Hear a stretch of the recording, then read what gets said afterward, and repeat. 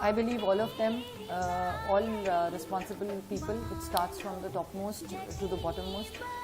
It's the politicians, I think, who are responsible for bringing about a change in the government to frame such rules wherein every responsible person should be punished accordingly.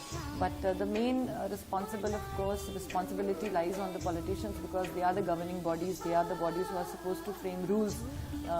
They need to protect the children and especially the females to bring upon a good society. Then the second responsibility, I believe, is on the society, because the way they treat women is not so good.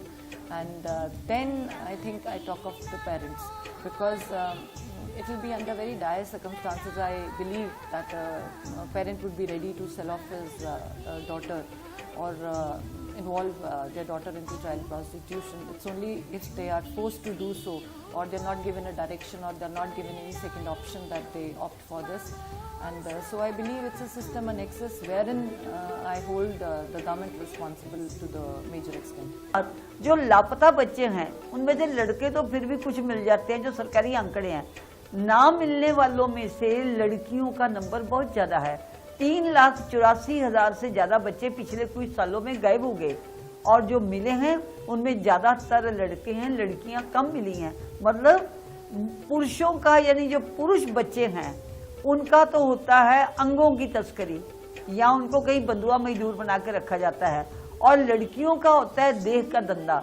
अगर अपने देश में आज लाल बत्ती कह के, वेश्याओं के मोहल्ले कह के बम्बई, कलकत्ता, दिल्ली जैसे बड़े शहरों में चलाए जाते हैं, लाल बत्ती एरिया कहते हैं, तो क्या सरकार सुनती देखती नहीं? क्या ये सरकार का दायित्व नहीं है उन लड़कियों को उस नरक से मुक्त कराया जाए? तो समाज भी, हमारे धर्मगुरु भी, और हमारी शासन की पूरी प्रक्रिया जो है वो इस अपराध के लिए बहुत बड़ी दोषी है। और एक नन्ही मुन्नी बच्ची को उठाया और वेश्यावृत्ति के धंधे में धकेल दिया और वो बिकने लगी। ये जो है, ये भारत के लिए भी शर्म की बात है और इंसानियत के लिए भी शर्म की बात है। हिंदुस्तान की जो परंपराएं हैं वो मान्यता नहीं देती थी, पर आज के समय में कुछ मॉडर्नाइजेशन जो है वो हमारे बच्चों को इफेक्ट कर रही है, और जो बच्चों को लिबर्टी दी गई है ये भी हद से ज्यादा हो गई। तो लिबर्टी भी हिसाब से होनी चाहिए।